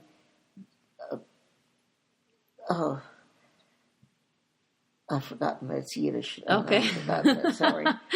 Well, I would. I'm not sure what. I sang anything, but I'm not really sure. It's so long since I did it. And actually what happened was, as the children became older, there were mothers who had much better voices, and they were quite well able to tell the difference. So, but we sang a lot of songs at the at camp. And we sang around Tommy and I, we sang around the campfire. And Tommy, neither of us were, well, let's say that when they were starting, Temple Beth Am was starting a choir, it was a new synagogue, and the person who was starting it, Belle Ruth, said, Tommy, do you like to sing? And my husband's reply was, we love to sing. There's just one problem. No one loves to listen to us. So you matched on that front, huh? Oh, we were absolutely matching. We sang, but I never sang well. Let's put it that way. It was, and I know I can sing at the synagogue along with it, but in Chabad, women don't sing out loud. Oh, they don't. Okay. No. It's distracting to the males. Well, mine wouldn't be very distracting. So I have another question. I don't remember if I asked you, but what makes you happy? All sorts of things make me happy. Riding the bus and watching the sky, and I'm thinking of poetic things, but I can't write while the bus is driving, and it's too shaky. But it really, I've always been interested in nature study, the spider webs, and just observing as I walked even to the university, if I weren't carrying too many books. And it almost, I guess maybe it's the ability to see the interesting things in the world and not be overwhelmed by the others, by the other things. It's, and I've noticed that in going through some of the pictures, because that's among other things, we're getting rid of some of them. Nobody knows who they are, and some of them are very poor pictures. So in a whole, there's no point in keeping them because they're not good. But I noticed that I was smiling in all of them, and it. So I guess I just have a tendency to see the brighter side, which probably has been a good thing. Yeah, for sure. So kind of on the flip side of that, what do you fear? Well, at the present time, I have more of I'm not to say exactly fear, but a realization that I must be careful not to fall. But that is reality because I have fallen and I don't choose to do it again. So we try to avoid the possibility. And I am working on balance, and the exercise class I'm going to is very helpful because I feel loosened up. That's good. And it is a good class. But your mother feels I should be doing the cardiac rehab as well. I'm not sure where the time is going to come from, but I'm slow. This is the one thing that irritates me because I tire more quickly, and that I can't do much about. Yeah, because it's age. But I've always been interested in learning, and I think that's part of it because that's one thing my mother did teach me. If as long as you don't lose your mind, everything else can run along. In a big city, there's always things you can do that don't cost a great deal of money, and I prefer some of the things that aren't expensive anyway. And I love reading, and there's another world waiting for you. All you have to do is read, and I think all of my daughters like reading. I've never had any problem with that. But we were lucky that way. But Tommy and I were both the same way. It's buying an encyclopedia. One man said, the book of knowledge, nobody ever read it. And my husband's reply, he didn't make a sale, was, I read every volume from cover to cover. And I knew exactly what he meant, because if you ran out of the 2 library books and your siblings didn't have anything you could read, because I read my 2 books and my sister's 2 books, and then I read the encyclopedia or whatever else there was. Wow. Whether I could understand it or not. And it just makes for a different world. I'm the kind who had, I did tell you I had white rats for pets. Yeah. I wasn't always the best thing for those poor pets either. But at any rate, it was never boring. And I did have parents who accommodated, and mother had said that there were free concerts. You just had to find out about them.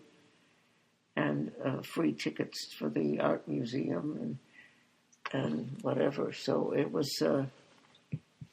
there was always something to do, and I had friends who were like-minded, so we'd go on nature hikes and ourselves and bring back specimens that we thought were interesting. Find out that this specimen of a rock we thought it was, but it was a clinker from a coal-burning stove. Interesting. Furnace. Oh, yes. I had to work in our store, so I couldn't do what my friend Grace did. She was able to volunteer at the Museum of Natural History in the summer in Philadelphia, and learned a tremendous amount about geology. So when they were all in preschool, cooperative preschools, because I felt it was important, and it was important for children not to be so attached to a mother that you couldn't leave them. That I feel is still extremely important. And that's when your mother in the co-op play group, there were, well, first of all, the leader happened to be a musician. She's still living here, and a pianist, very talented one. And and she could just play. She wouldn't teach anywhere where they didn't have a piano, because she didn't have to have music. She was a graduate, did graduate work at the University of Music, and she just beat it. Music, play, elephants going, horses, whatever, and could do that. Well, naturally, with someone like that, who obviously could carry a tune, it was not so pleasant for them to hear my poor efforts. And really, it was like my days of, I didn't want people to read to me because I could read so much faster than they could read aloud. Anyone could read aloud.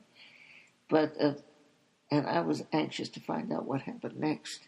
But Arlene really preferred me not to sing because she could sing much better than I could, for one thing. And the other thing is that she was talented in music. I was not talented. I was taught to play the piano, and I could do something, but I was never that good, and my voice has never been a solo voice. So nobody was anxious to hear me sing. But we, if other people were singing, I could go along with it. Now, the funny thing, of course, was that I was not a popular person to ask to sing, anything at all. Arlene, what a funny thing for her, I don't think there was, some of the things that came up later in her life that were a little problematical, but... Like what? Oh, boyfriends and things of that sort. Okay. And yes, one, she was seeing, I was the last to know, of course, that she was going out with a African student. And so I said, okay, to my husband, do we object because his skin is dark or because he's Catholic? Well, no, the skin didn't matter, but the Catholicism did. And little did the girls know that their father was had much stronger feeling about it than I did. So it was, at different stages there were different problems. funny stories. Well, let's see, your mother, I'm trying to think of something. We never had any real problems, too much problems. You don't need, if there is no answer, there is no answer. How about Nancy and Trudy? Well, Nancy was considered the most, she was really the one who did more and was, very helpful. Your mother was a little tired of being the oldest one and being expected, say, to babysit her younger siblings. She was 5 years older than Nancy and 11 years older than Trudy, Marion, rather. So it was, she was really out of it in a sense. And I guess some of the things came with her music and playing the flute and finding a right teacher and all this sort of thing. That was a little horrifying because I'd say, well, play the piano. We have a piano. No, Nancy did play the piano, but they all took piano lessons at one time or another. But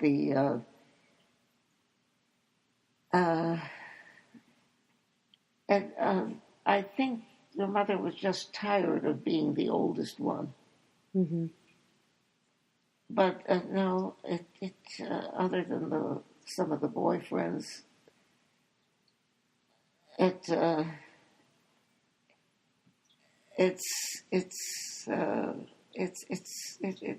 wasn't. I wasn't aware of any problems. However, I'm saying I wasn't aware. There probably were. I just didn't know. I was the last to know about any problems. Yeah. But as far as Nancy, mm-hmm. well, of course we had trouble with her. She was the one who was arrested. Mm-hmm. And going with Avram, who was a follower of Kahana, was not the best thing in the world. And no, I did not like Avram. But at the end, my friend Jean LaBeouf had said, now don't argue with him. I said, I don't start it, he does. But I don't discuss politics. So at one point I had a strong feeling about it, but as one of my professors had said, I was very worried because the one I wanted to, I can't even remember who it was now, to be elected president was not. And he said, the country will still run. It really will, and it did. So, most things aren't worth. I had the advantage of my Aunt Hilda, who was very, very down to earth. Studied law because it was the only course at night school, and passed the test the first time she took it, and never really practiced law because by that time she was married and otherwise occupied. However, she was very good at writing letters if they needed it, and she was a qualified attorney. And as she said, there's no point in worrying about things. Most of the things you worry about never happen. And I think she was very responsible because, as she said to me, your mother's a wonderful woman. She'd do anything for the family. But when she finally married and left home, it was a relief because we could breathe without being told how, when, and where. Of course, that was told with the idea I would never repeat it to my mother, which I never did. But it was quite true. And so that's one reason I was glad to go to nursing school, because I escaped. But you told me earlier that your mom left Russia to Austria when she was quite young, or was that? That was because of the illness of the man, and they thought that taking him to Vienna, where there were better doctors, they were going to save his life. Yeah, but how? So then she never went back to her home, right? She moved to the U.S. So yes. So Hilda said that about Cleveland, about leaving. Oh, that was in Well, Hilda lived in Cleveland, and I always went back to visit. Oh, okay. But you see, I lived in Cleveland until I was in, I think, fourth or fifth grade. I came to Philadelphia, and but I still went back every summer to visit. Okay. And and even after that, because my mother's whole family was there. And that there was never any question. Mother stayed there after my father died. She moved back. Oh, she did. Okay. After she sold the store. Okay. She went back to be near the family. Okay. And there was a cousins club that met every month. I mean, there was a lot of family.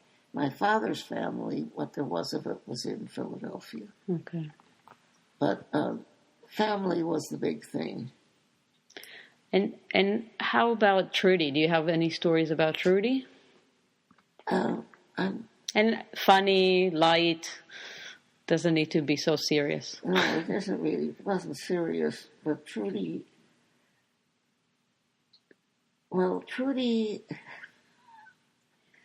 yes, Trudy was going, I said, well, she was taking piano lessons at the time. And I explained, I mean, she was at the age when I was doing things by myself. Well, she got on the bus to go to the piano lessons. The first teacher, she rode all the way down to Seward Park, I think, and had to come back. And the teacher was somewhere in the U District. Oh. It was, yes, there were some problems. How old was she?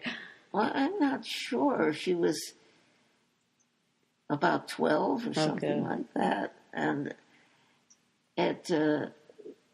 yes, there were some interesting things that happened along the way. But she was an apt pupil and had a very good ear. What I found was the most amazing thing was that because I dealt with various teachers and learned about instruments from which I hadn't known before. Well, my father played the flute, and my sister played the piano. My mother had studied piano. So everybody learned something. It was in my father's family that they did that, and my Aunt Ida, of course, became a piano teacher. Okay. And Hilda had absolutely no talent for music, so she couldn't learn the piano. It was just not working, and her older brother, Uncle Abe, said, well, we'll give her violin lessons. And my mother said, if she can't play the piano, she can't play the violin. Never mind. She loved music, but not to play it. And she was, I guess, one of my favorite. My aunts were, they lived in a duplex with grandmother and the unmarried people upstairs, and mother and our family on the bottom stairs. And the first floor was a duplex that my father had built. I mean, he was a contractor. And he was very skilled at all sorts of things, including art, which is probably where my sister's talent came from. At any rate, we had...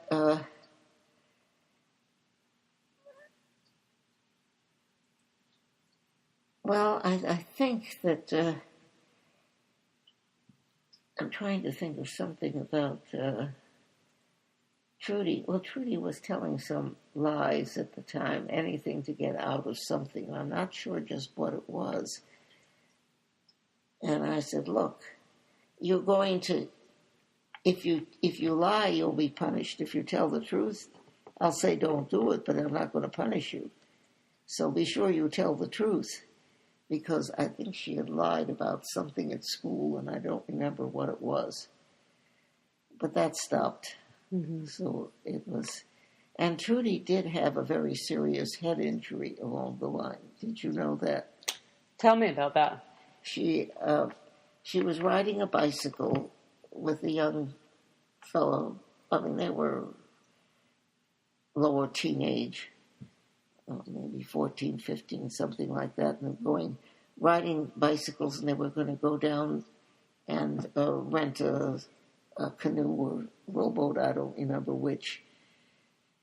And I had taken the bicycles in. They were good English 3-speed ones that the people rode to work. And I had it fixed or serviced, let's put it that way. And it hadn't been well serviced. It was supposed to be a good place. But what happened was that I had a call. I think my mother was visiting. I'm not sure. I think so at the time. At any rate, she was a young teenager, and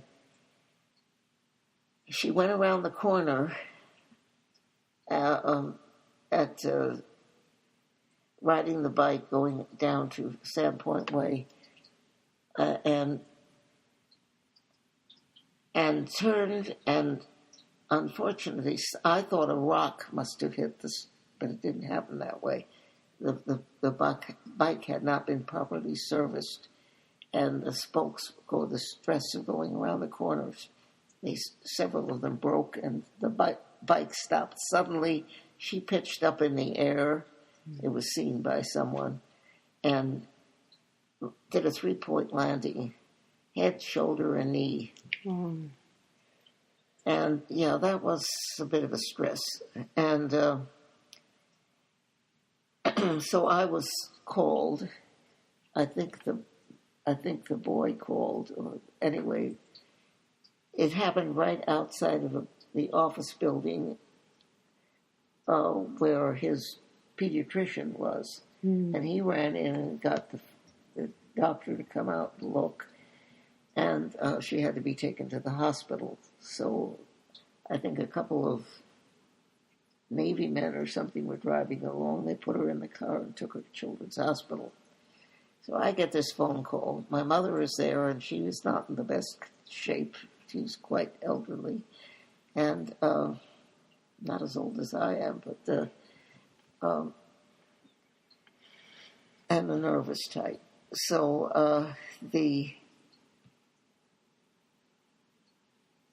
there was a story I should have told you. But anyway,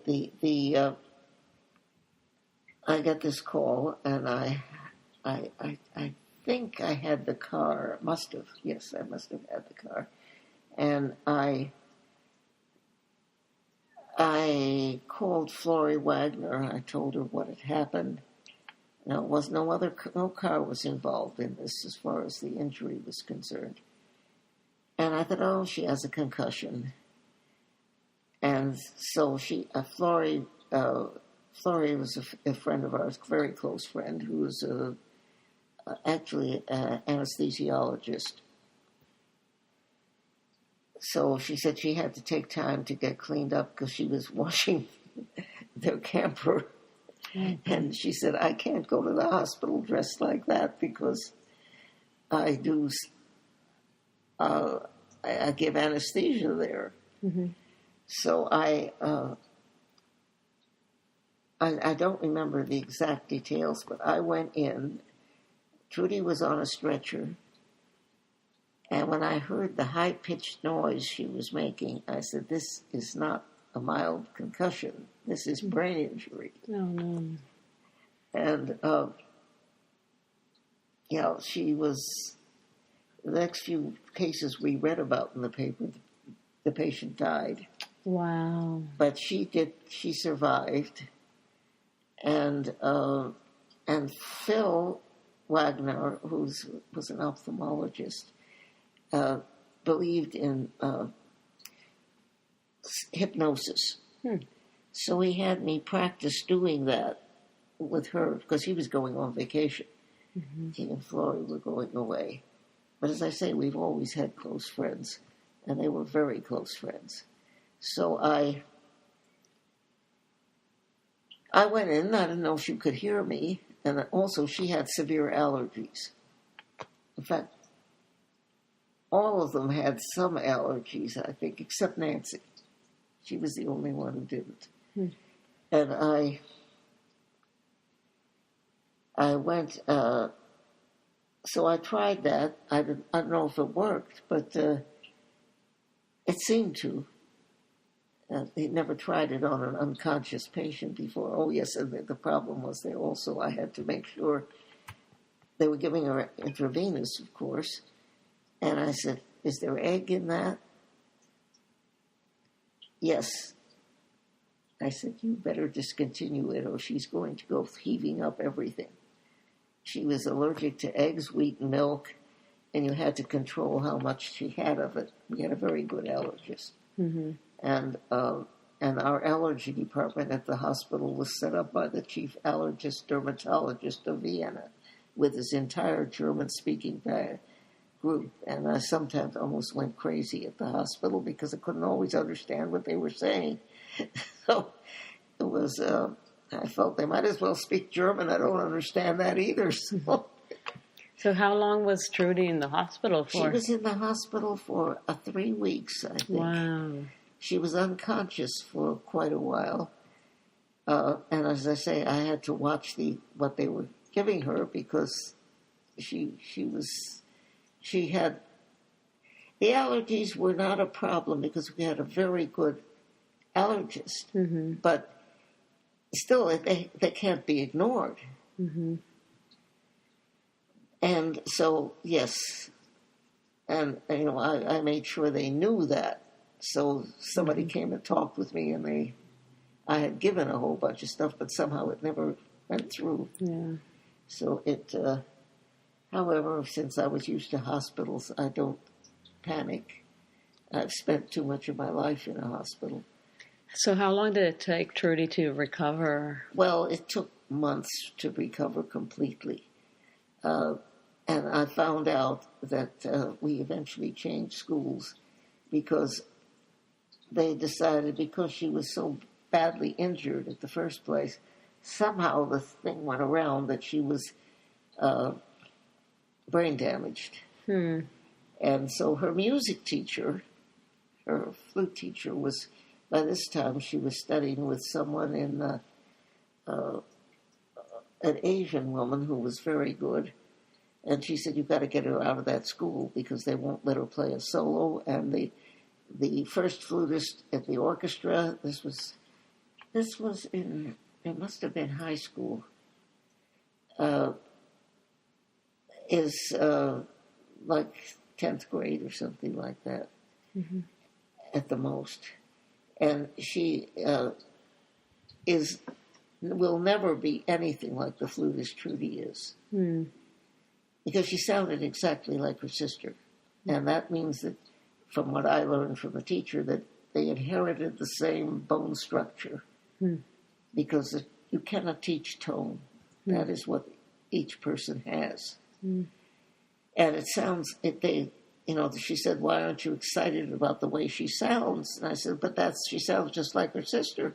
I thought that's how flutists were supposed to sound. But she said, no, you don't understand it. She has a much better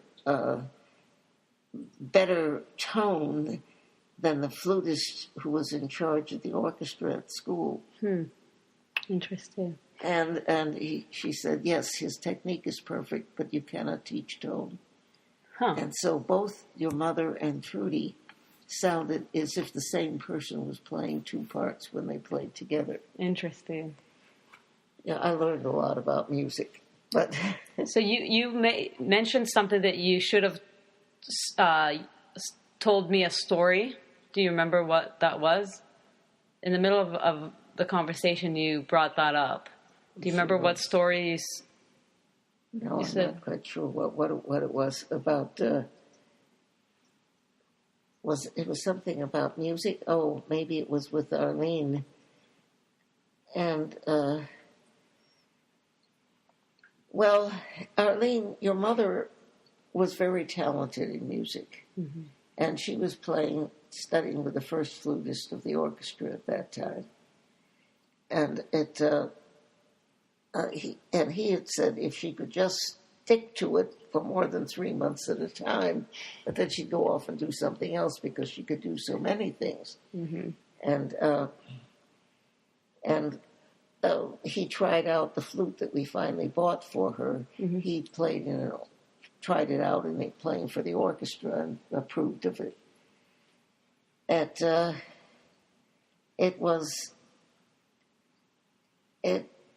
It really, well, there were things happening with other students. In some ways, I'm very glad that his successor, she was studying with someone else. Mm.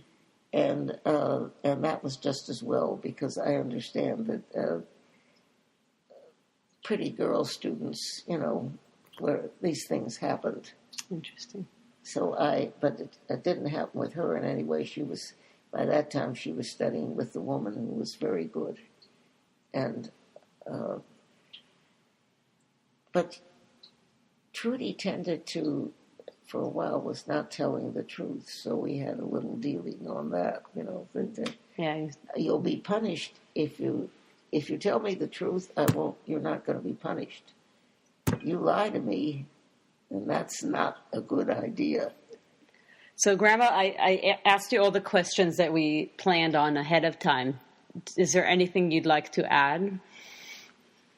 Or what would you like to add? It was kind of interesting, the going on. I mean, I always met more people along the way. Mm-hmm. And but I was forever driving. In some ways it worked out because I was studying at the time. And so I would either study in the car or go in a person's house and read and study while they were having a lesson, whether it was Marion with a harp lesson up in Lake Forest Park and with a harpist who was there, a very good harpist, or at the flute teacher's place, wherever he was teaching, or she, depending on whom she was studying. And, like Marion's, no, it was her music teacher, that was at the university, who wanted her to go and do a doctorate in music history because she was the best student he'd ever had. Mm. But she didn't want to be a professor, thank you, so she didn't do it. But that's how she was Phi Beta Kappa, because she said, I should have been in the music honorary, but instead her teacher put her up for Phi Beta. And so the two of us were the Phi Beta Kappas of the family, and I never bought it. Neither of us ever bought a pin because we'd never have worn it. Mm-hmm. The physics teacher I disliked so much wore hers every day, and I would never have worn it. So I didn't even know whether I wanted to accept it. But my next door neighbor said, well, I'd like to have it on my record because in case it may make a difference in getting a job. So I accepted it, but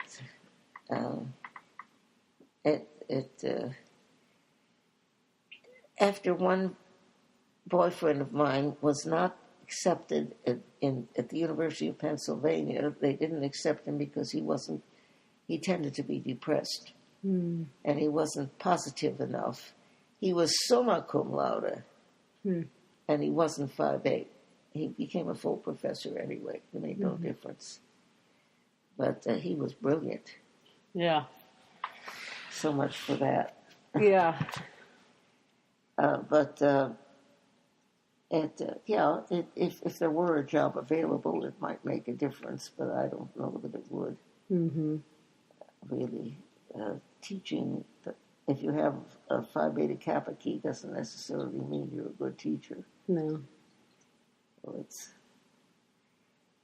as I said, I wouldn't ever wear it, and neither would Marion, so we just skipped it. Yeah. Is there anything else you want to add, Grandma? Or do you feel like you've said everything you were hoping to say? I probably haven't, but I can't really think of it. It's been entertaining. We had a lot of fun going camping. Mm-hmm. As Marion said at her father's funeral, it was just fun being with him. Mm-hmm. We sang campfire songs. He was an excellent nature person. Mm-hmm. As I say, I still remember we had our old dog Mickey, and we took him along camping, And Tommy found a log and fixed it up, and we went pedaling off on the log, and the dog was running along. We're abandoning him. He's barking his head off. But we came back, of course. But it was, we did a lot of hiking. I had one, well, the Van Dams, their son lives in Laurelhurst, and he was trying to scare me once. We were camping together. And Ada was here last Friday, and her husband died years ago. He was also a camper, and very, very Dutch people. We have a number of Dutch friends. And so he picked up he showed me a snake, and I said, "Oh, you mean this snake?" and picked it up. He jumped back.